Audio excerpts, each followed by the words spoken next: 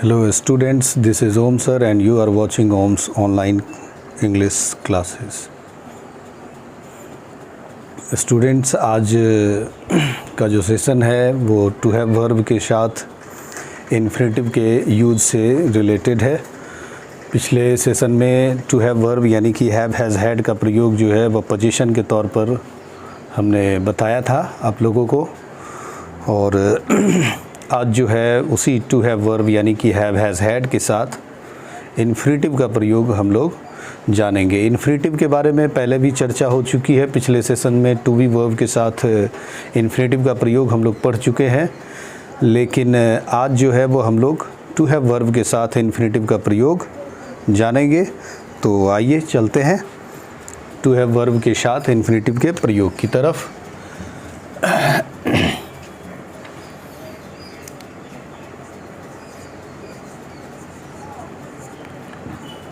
To have verb यानी कि have has और हैड का यूज़ इन्फिनेटिव के साथ इन्फिनेटिव यानी कि टू प्लस V1 के साथ V1 के साथ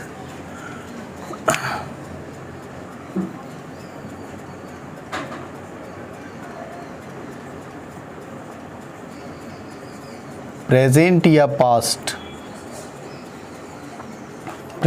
पास्ट के कंपल्सन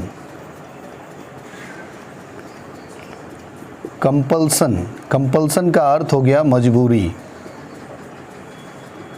कंपल्सन कहते हैं मजबूरी को, कि कंपल्सन प्रेजेंट या पास्ट के कंपल्सन या मोटो यानी ध्येय या उद्देश्य कह सकते हैं, ध्येय या उद्देश्य भी कह सकते हैं, मोटो का बोध कराता है।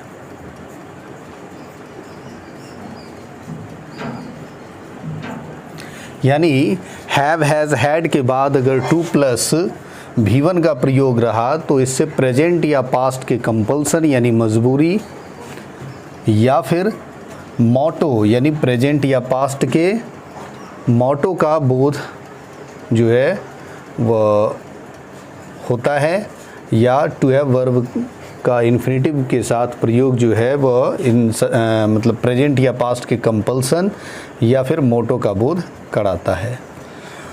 अब इसके स्ट्रक्चर की अगर बात करें तो इसका जो स्टैंडर्ड स्ट्रक्चर होगा उसमें सब्जेक्ट, उसके बाद हैव हैज़ और हैड का प्रयोग सब्जेक्ट के अकॉर्डिंग, और उसके बाद टू प्लस V1 यानी कि इन्फिनेटिव का प्रयोग, और फिर जो है ऑब्जेक्ट का प्रयोग जो है वो हम लोग करेंगे। तो ये इसका बेसिक स्ट्रक्चर हो गया।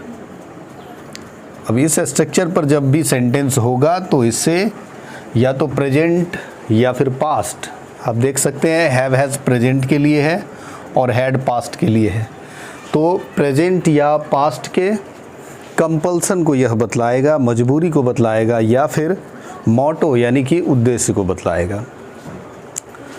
तो पहला वाक्य जो है वो हम लोग एग्जाम्पल के तौर पर लेते हैं, जैसे आई हैव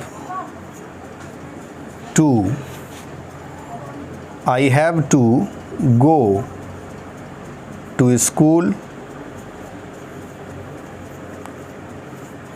ऑन फुट का प्रयोग यहाँ पर देखिए फ्रेज के रूप में हुआ है, जिसका अर्थ होता है पैदल। यानी I have to go to school, मुझे स्कूल जाना पड़ता है, मुझे स्कूल जाना होता है या पड़ता है। ऑन फुट यानी पैदल, तो मुझे स्कूल पैदल जाना पड़ता है। इस वाक्य में कंपल्सन का बोध हो रहा है, यानी कि मजबूरी का बोध हो रहा है कि because I do not have any bicycle और कार और any bus facility, so I have to go to school on foot. इसलिए मुझे स्कूल कैसे जाना पड़ता है? पैदल। तो यहाँ आप देख सकते हैं कि सब्जेक्ट आपका जो है वो आई है और आई के साथ प्रेजेंट के लिए हम लोग हैव का प्रयोग करते हैं, पहले भी जान चुके हैं।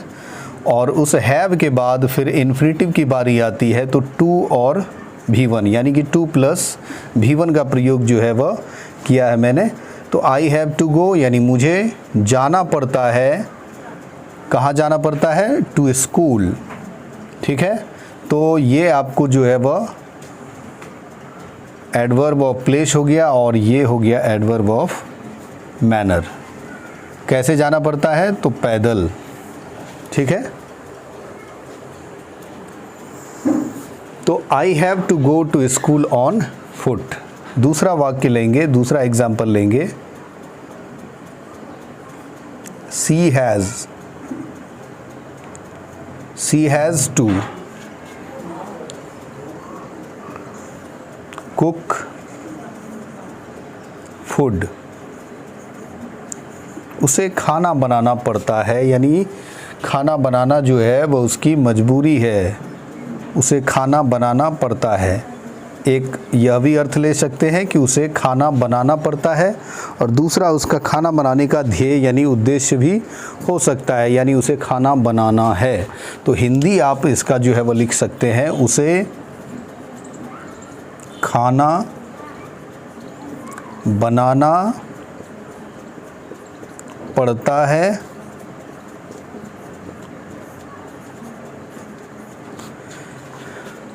या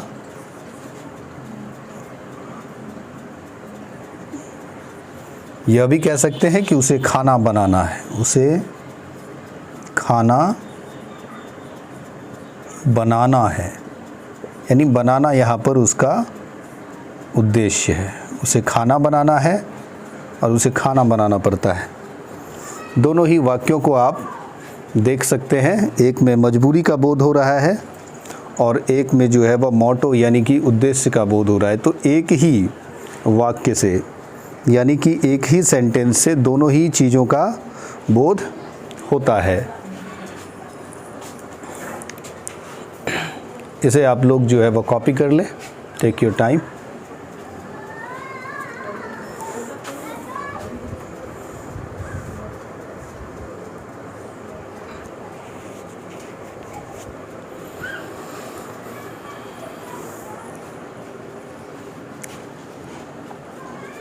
नेक्स्ट एग्जाम्पल जो है वह देना चाहेंगे।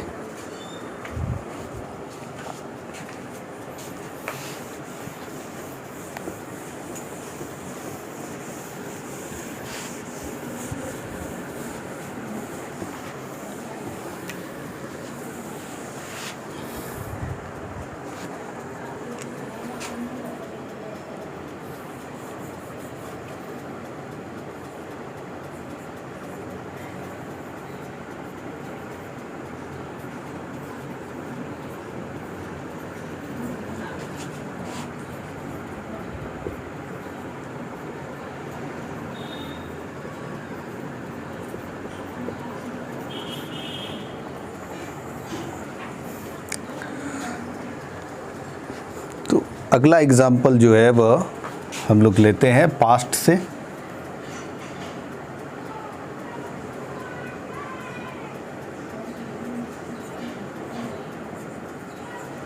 He had to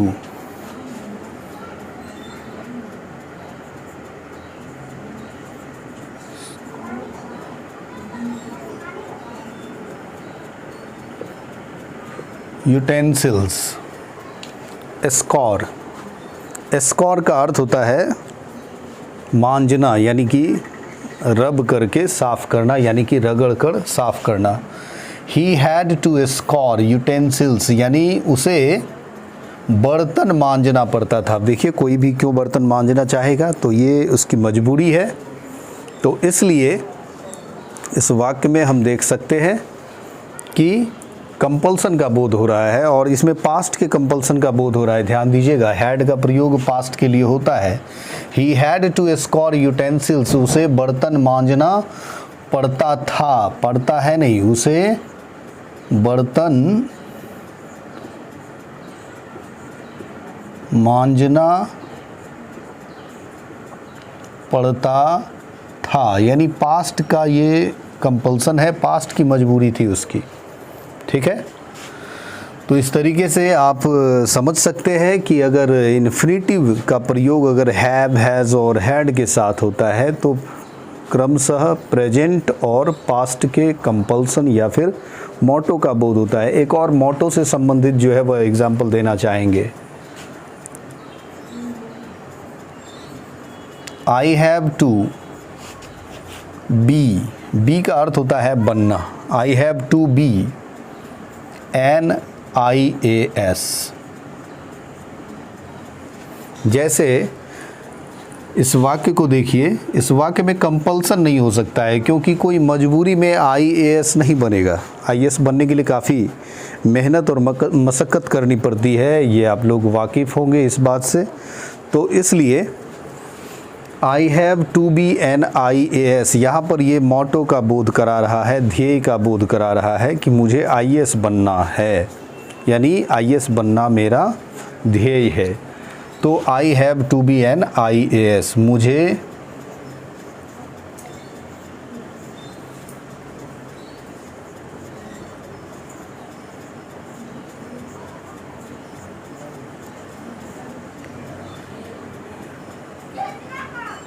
बनना है। पूरी तरीके से अब इसे समझ गए होंगे मुझे लगता है। अब इसके नेगेटिव और इंटेरोगेटिव की चर्चा करेंगे, इसे कॉपी कर लें।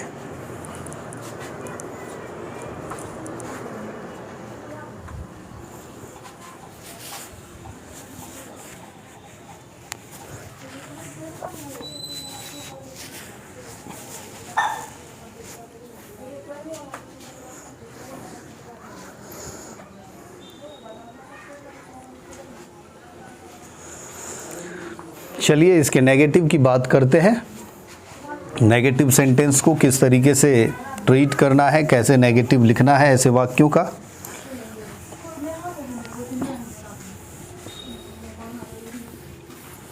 नेगेटिव सेंटेंस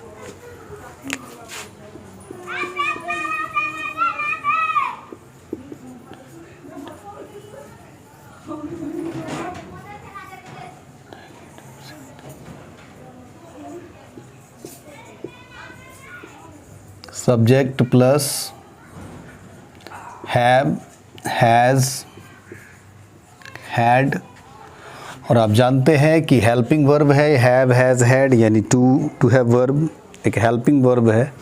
तो इसका नेगेटिव जब भी बनाते हैं तो हेल्पिंग वर्ब के तुरंत बाद हम लोग नॉट लगाते हैं, तो नॉट का प्रयोग यहाँ करेंगे, फिर टू प्लस V1 का प्रयोग करेंगे, यानी कि इन्फिनिटिव का प्रयोग करेंगे, उसके बाद ऑब्जेक्ट।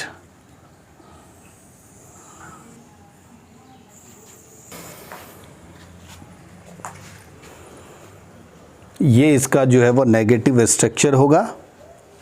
अब इस कुछ एग्जाम्पल ले लेते हैं।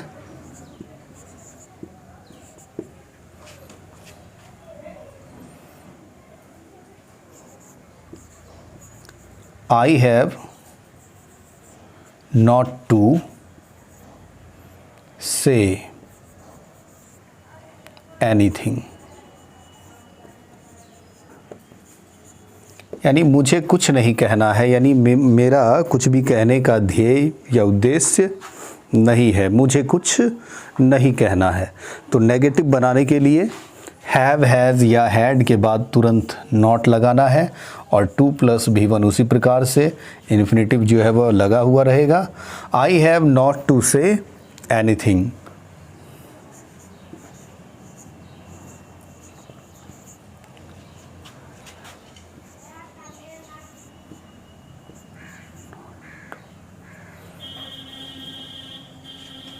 She had not to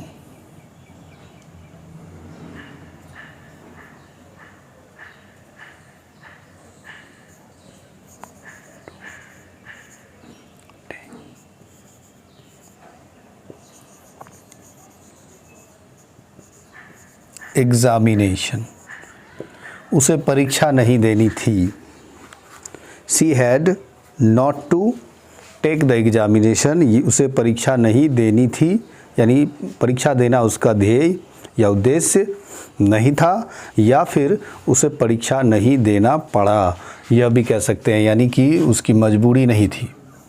ठीक है, तो इस तरीके से हम नॉट का प्रयोग करेंगे नेगेटिव सेंटेंस में। अब बात जो है वो हम लोग इंटेरोगेटिव की करेंगे। आप अगर इसका हिंदी लिखना चाहें तो आप लिख सकते हैं। पहले वाक्य का हो गया कि मुझे कुछ नहीं कहना है, मुझे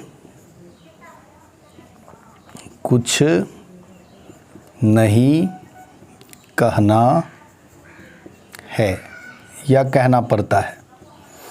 जैसे मुझे कुछ नहीं कहना पड़ता है ना, सामने वाला सब कुछ स्वतः समझ जाता है, तो हमें कुछ भी कहना नहीं पड़ता है। या फिर मुझे कुछ नहीं कहना है, यह भी कह सकते हैं। और she had not to take the examination, उसे परीक्षा नहीं देना है या नहीं देना पड़ता है, उसे परीक्षा नहीं देना है। ये हो गया इसका नेगेटिव सेंटेंस। तो इसे भी आप लोग कॉपी कर लें।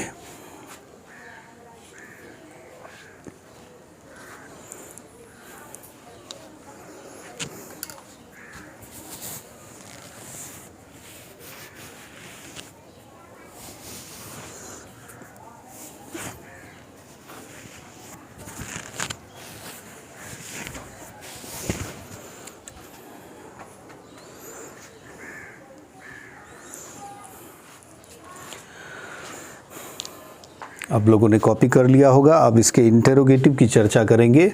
सबसे पहले यस नो इंटेरोगेटिव की चर्चा करेंगे। यस नो इंटेरोगेटिव के स्ट्रक्चर को जानेंगे।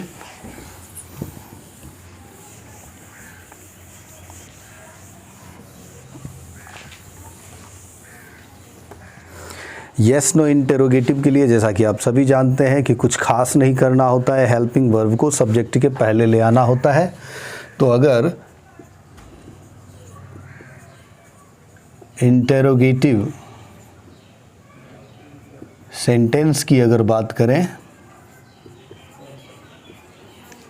इंटेरोगेटिव सेंटेंस की बात करें, तो इसका स्ट्रक्चर जो है वो हो जाएगा हैव, हैज़ और हैड। हैव, हैज़ और हैड को पहले ले आना है, फिर सब्जेक्ट लिखना है,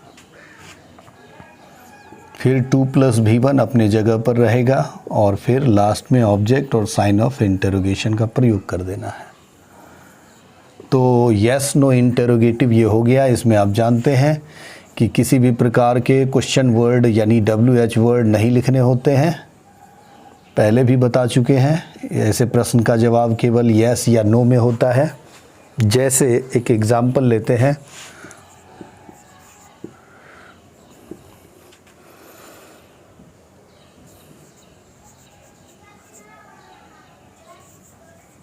Have you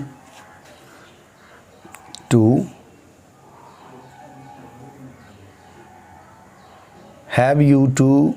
go there? क्या तुम्हें वहाँ जाना है, या नहीं तो क्या तुम्हें वहाँ जाना पड़ता है। कंपल्सन के बारे में भी पूछ सकते हैं और मोटो के बारे में भी पूछ सकते हैं। Have you to go there, क्या तुम्हें वहाँ जाना पड़ता है या क्या तुम्हें वहाँ जाना है।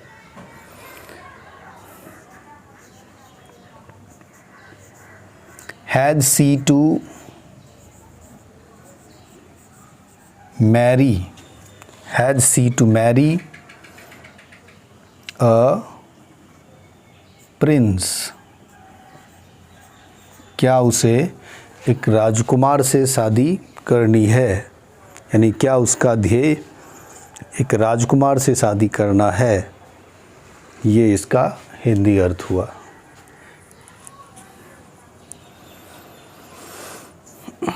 मैरी एक खास वर्ब है बच्चों, इसे जान लें तो बेहतर होगा।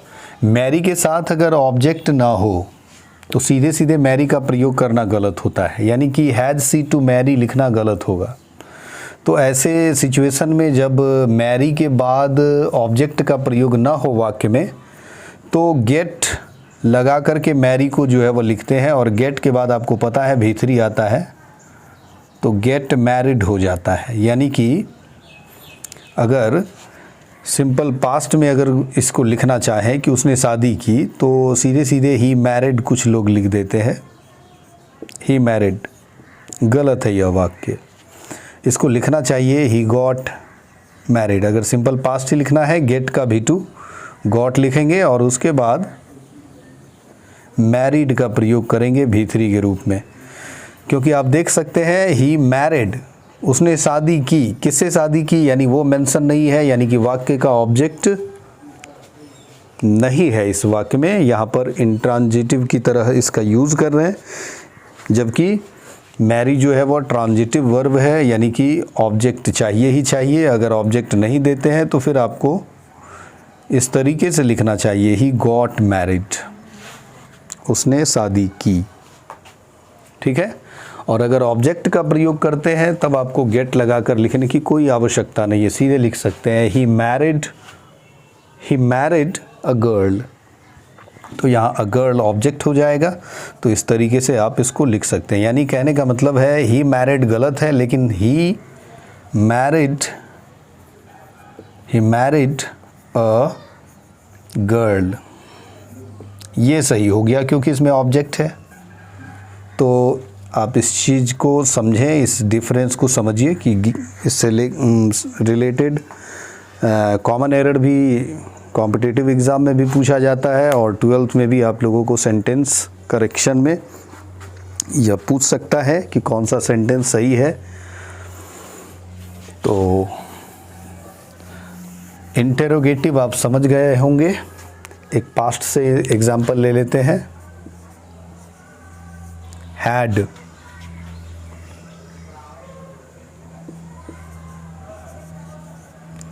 had they to leave the place,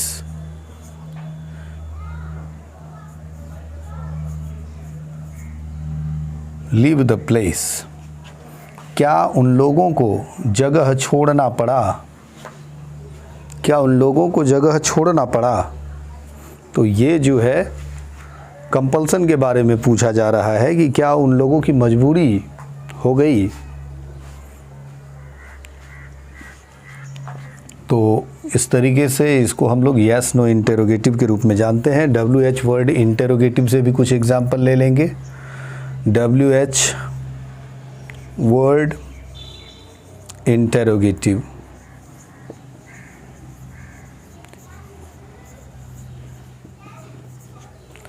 WH word interrogative, इसमें स्ट्रक्चर में कोई ज़्यादा डिफरेंस नहीं आएगा। इसी स्ट्रक्चर में आप चाहें तो WH वर्ड अलग से ऐड कर दें, WH वर्ड प्लस उसके बाद सारे को कॉपी कर लें, have, has, had plus subject plus two plus V1 plus object और sign of interrogation.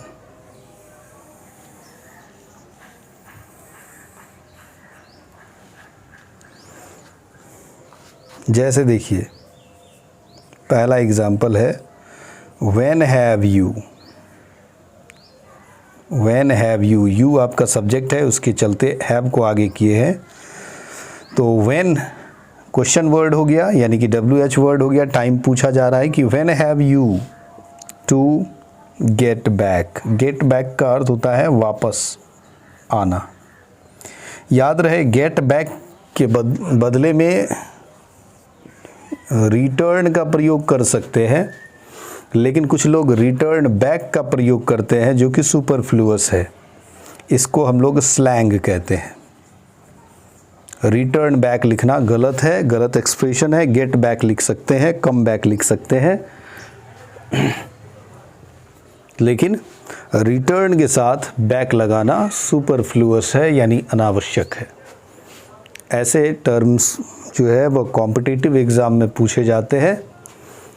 Superfluous term, जिसको कि स्लैंग के रूप में भी हम लोग एक अलग चैप्टर बनाकर पढ़ते हैं, तो इससे बचने की ज़रूरत है। रिटर्न के साथ बैक लगाना गलत है। गेट बैक या कम बैक का प्रयोग कर सकते हैं। When have you to get back, तुम्हें कब लौटना है, तुम्हें कब वापस आना है, यानी तुम्हारे लौटने का ध्येय कब है।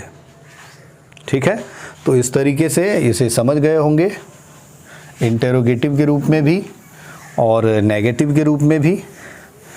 अब इसी का जो है वह एक यूज़ हम लोग फ्यूचर के कंपल्सन के रूप में जान लेते हैं। अभी तो हम लोग प्रेजेंट और पास्ट के कंपल्सन या मोटो की बात कर रहे थे, लेकिन अगर शैल विल के साथ इस टू हैव वर्ब का प्रयोग किया जाए तो फ्यूचर के कंपल्सन का बोध होगा, यानी कि भविष्य की जो मजबूरी होगी उसका बोध होगा। जैसे देखिए, नोट में इसे लिख लें,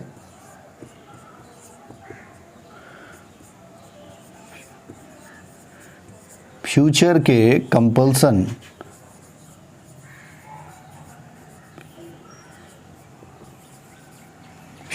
कंपल्सन को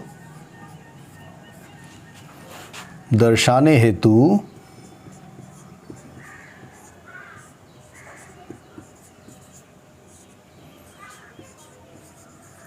शैल या will plus have plus two plus V1 का प्रयोग होता है।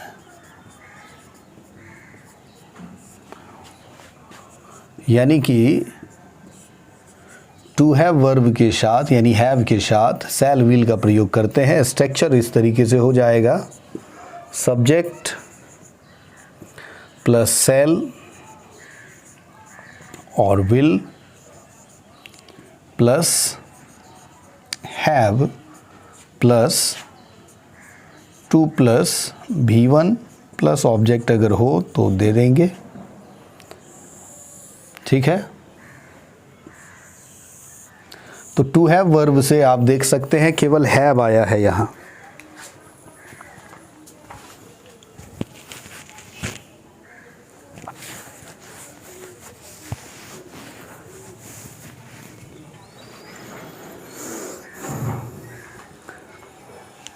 अब कुछ स्टूडेंट्स के मन में ये चल रहा होगा कि क्या इसमें हैज़ और हैड का प्रयोग यहाँ हो सकता है, क्योंकि हम लोग तो टू हैव वर्ब का मतलब हैव, हैज़ और हैड तीनों से समझते हैं।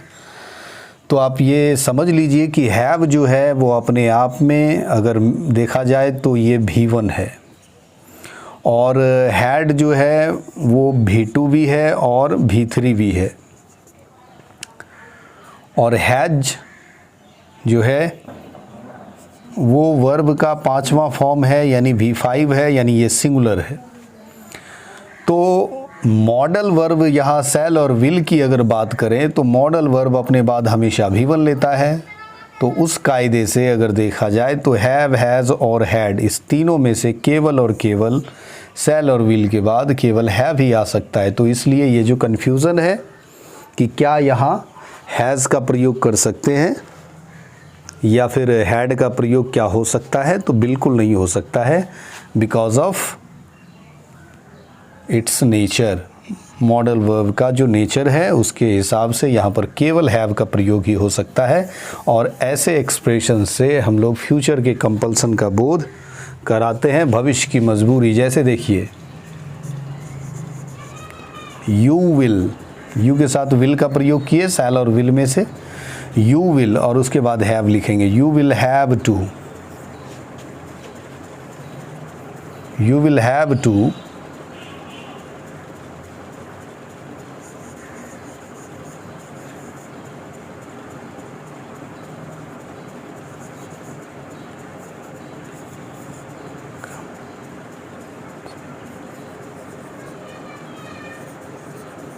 For that. कॉम्पनसेट का अर्थ होता है क्षतिपूर्ति करना, क्षतिपूर्ति करना। You will have to compensate for that, यानी तुम्हें उसकी क्षतिपूर्ति करनी होगी, करनी पड़ेगी, यानी कि मजबूरी है। You have to, you will have to, यानी तुम्हें करना होगा। ठीक है।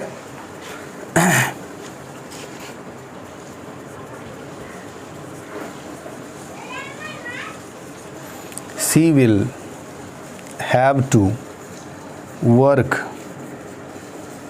हार्ड, उसे कड़ी मेहनत करनी पड़ेगी, उसे कड़ी मेहनत करनी होगी, यानी भविष्य में, यानी भविष्य में उसे कड़ी मेहनत करनी होगी, यानी उसकी मजबूरी होगी कड़ी मेहनत करना।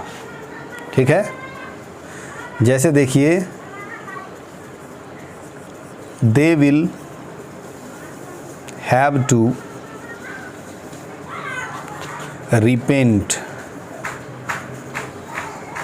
लेटर, लेटर बाद में, लेटर जो है वो काफ़ी कंफ्यूज करता है, इसको समझने की कोशिश करें। लेटर एडवर्ब के रूप में यूज़ करते हैं जिसका अर्थ होता है बाद में, बाद में एडवर्ब ऑफ टाइम के रूप में यूज़ करते हैं। एक लेटर होता है LATTER, लेटर, फॉर्मर का अपोजिट होता है ये, इसका अर्थ होता है बाद वाला, बाद वाला। और एक लेटर तो आप लोग जानते ही हैं, LETTER, लेटर यानी कि पत्र। तो ये आपको होमोनेम्स है, लेकिन मीनिंग में देखिए आप तीनों के तीनों डिफरेंट है, लेकिन प्रोनाउंसिएशन यानी कि उच्चारण जो है वो एक जैसा होता है, यानी साउंड एक जैसा करते हैं, लेकिन मीनिंग में अलग है। तो ये वाला लेटर हम यहाँ लिखे हैं बाद में के अर्थ में। They will have to repent later, repent का अर्थ होता है पश्चाताप करना, पछताना, पश्चाताप करना, यानी उन्हें क्या करना पड़ेगा, उन्हें बाद में पछताना पड़ेगा। ठीक है। तो इस तरीके से हम लोग फ्यूचर के कंपल्सन के रूप में भी टू हैव वर्ब का हेल्प लेते हैं। तो आज टू हैव वर्ब से बस इतना ही जो है वो जानना था। आशा करते हैं कि आप लोग जो है वो अच्छे तरीके से टू हैव वर्ब को समझ गए होंगे। अगर इसका इन्फिनेटिव के साथ प्रयोग होता है तो इसमें कंपल्सन या मोटो का बोध होता है। तो आप लोगों से विदा लेना चाहेंगे। मिलते हैं अगले सेशन में, तब तक के लिए गुड बाय।